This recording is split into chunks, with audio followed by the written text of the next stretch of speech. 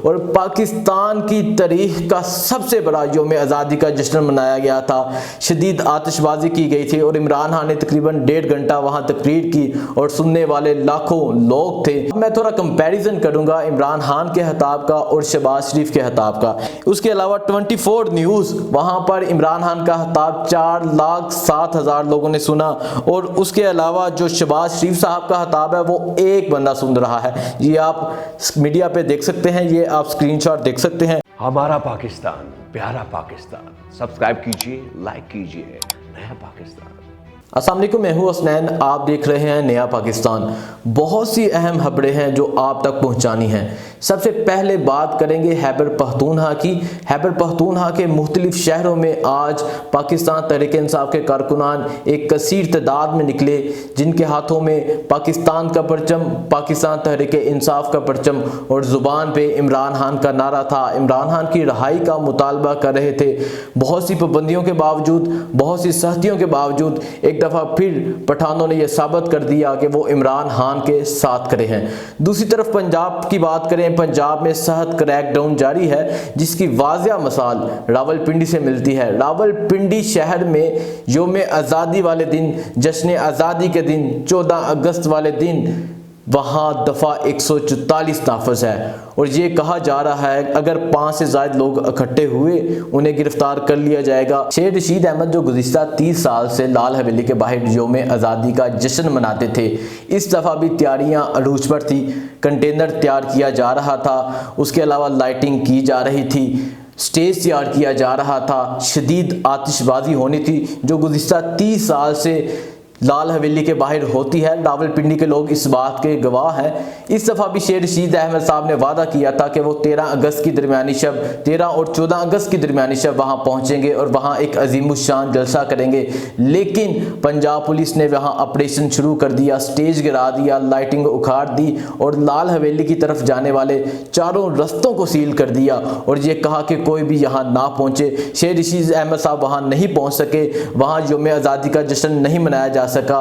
ये वाज़िया सबूत है किस कदर पंजाब में सख्तियां जारी हैं। और दूसरी तरफ मैं बात करूं 13 अगस्त की रात, 14 अगस्त की दरमियानी शब, जब इमरान खान ने गुज़िश्ता साल हॉकी ग्राउंड में एक अजीमुशान जलसा किया था, लाखों की तादाद में लोग वहां मौजूद थे और पाकिस्तान की तारीख का सबसे बड़ा यौम आज़ादी का जश्न मनाया गया था। शदीद आतिशबाजी की गई थी और इमरान खान ने तकरीबन 1.5 घंटा वहां तकरीर की और सुनने वाले लाखों लोग थे जिन्होंने इमरान खान की तकरीर को सुना।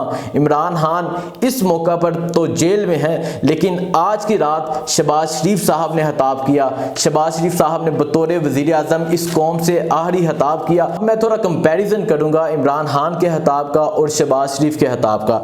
इमरान खान साहब ने लास्ट ईयर 13 अगस्त की रात को खिताब किया, जो दुनिया न्यूज़ पे 4,55,000 लोगों ने देखा और शहबाज शरीफ साहब का खिताब कुछ 100 लोग देख रहे हैं। इमरान खान का खिताब उनके ऑफिशियल चैनल पर 2,25,000 लोगों ने देखा और PMLN का जो ऑफिशियल यूट्यूब चैनल है वहां पर 1100 लोग देख रहे हैं।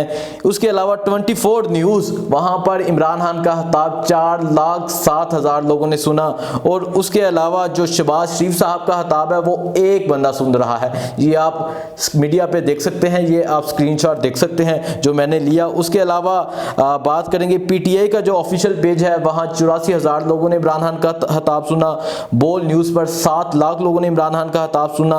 ARY पर 2.9 मिलियन, 29 लाख लोगों ने इमरान खान का खिताब सुना। ये व्यूज़ सिर्फ यूट्यूब पर व्यूज़ हैं जो इमरान खान के खिताब के व्यूज़ थे, जो इमरान खान का खिताब देखा गया, इमरान खान का खिताब सुना गया। दूसरी तरफ मियाँ शहबाज शरीफ साहब आज बतौर वज़ीर आज़म अपना आखिरी खिताब कर रहे हैं। वही पुरानी बातें कि हमें एक मौका और दिया जाए, हम इस मुल्क को ठीक कर देंगे।